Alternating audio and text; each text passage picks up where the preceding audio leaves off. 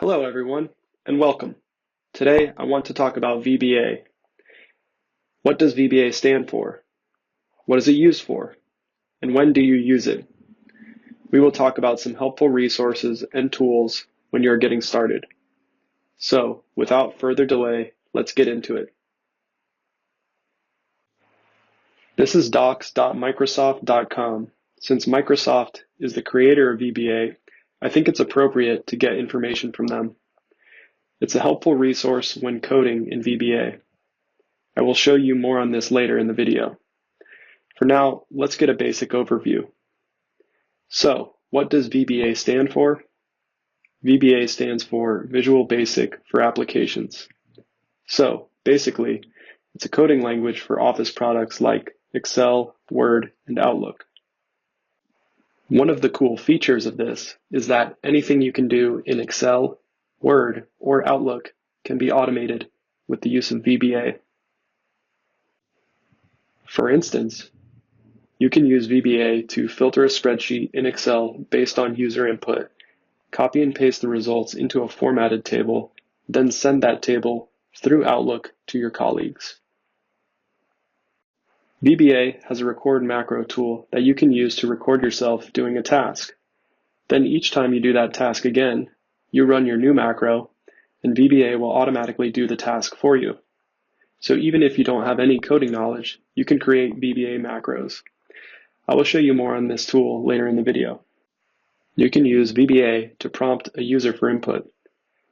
The other day I helped a friend write a script that would prompt a user for input, then log the results in an Excel sheet.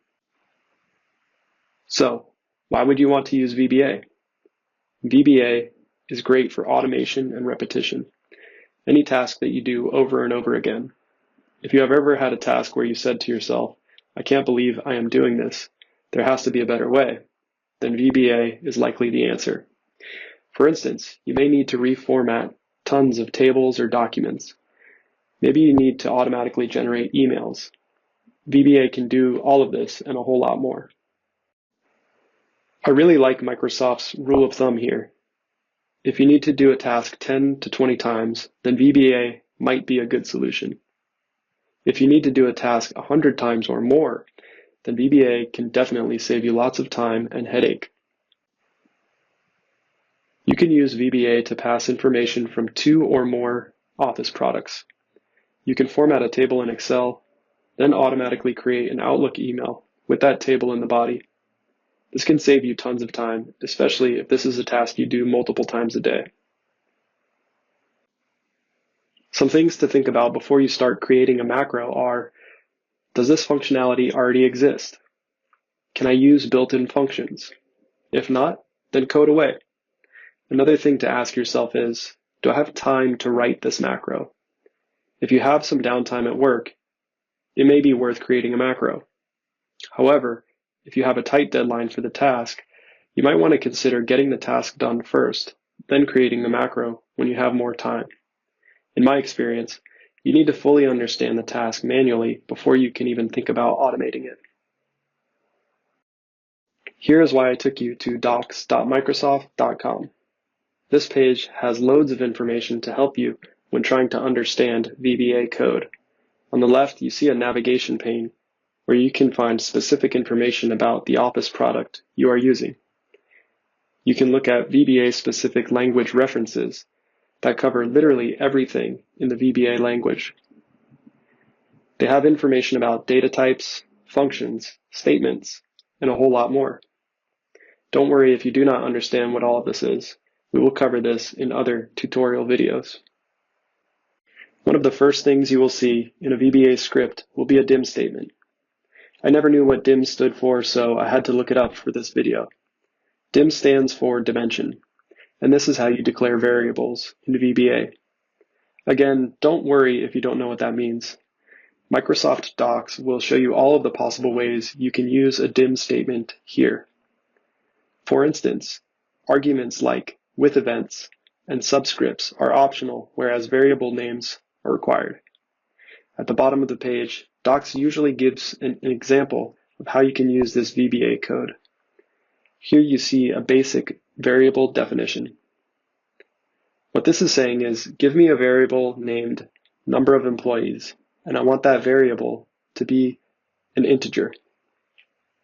On the next example, give me a variable called x, and I want that variable to be a worksheet object.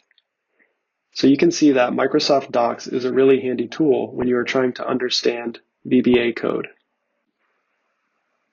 You can also use Docs to get information about functions in VBA. Here is a built-in InputBox function, which prompts the user for input. You can see that the prompt argument is the only thing required and everything else is optional. This is a handy function to know if you want to get a quick single input from the user. I will show the functionality of this later in the video. But for now, let's look at another resource if you get stuck on a problem. Another helpful resource is Stack Overflow.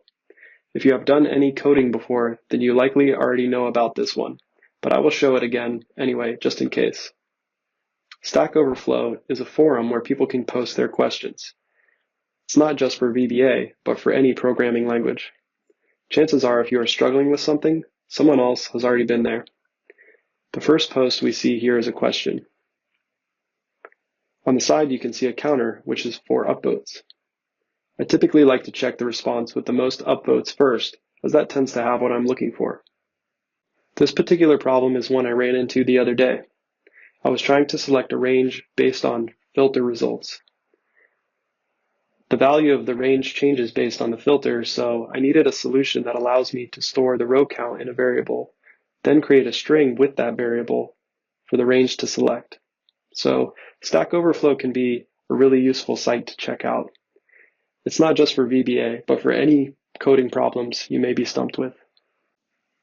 Next, I want to show you all the record macro tool in Excel. It's very handy for recording yourself doing a task so that later you can automate that same task. Additionally, it can help you create larger macros by quickly prototyping smaller functions and then using them in a larger program. This is nice because to record a macro, you don't really need to know how to code. Using this is similar in other Office products, so the techniques here shown in Excel will also work in Word and Outlook. So here is some sample data I pulled from docs.microsoft.com. I will link this in the description below. Suppose you have this financial data and you want to create a filtered view based on user input. This is a trivial example because Excel already has this built-in functionality. But to show you how to use the record macro tool, it's a simple example. Start by going up here to the toolbar and select View. Find Macros and click Record Macro. Excel will prompt you for a name. Call it whatever you want, but I suggest naming it something related to what you're doing, so you remember in the future. Now Excel is recording what you're doing. Let's filter on United States. Then go back up to Macros and hit Stop Recording. Now you can go and view macros, select the macro you just recorded and hit Edit. Here you can see the code behind the filter action you just recorded. Now let's say you want to get user input. We can use that InputBox function I showed you earlier for Microsoft Docs. Here in the code module, let's define a variable. You can call this whatever you want, but again, it helps to try and name things in a way that makes sense for your program. Since we are filtering on country, let's call the variable something patriotic like my country. And we see that this autofilter is taking a string, so let's make my country a string. Next, assign to my country the user input that we get from InputBox. And remember that a prompt is required here. Basically, we are saying store whatever value comes from the box in the variable my country so we can use it later. And let's filter on whatever the value of my country returns. Next, we can close this out and rerun the macro.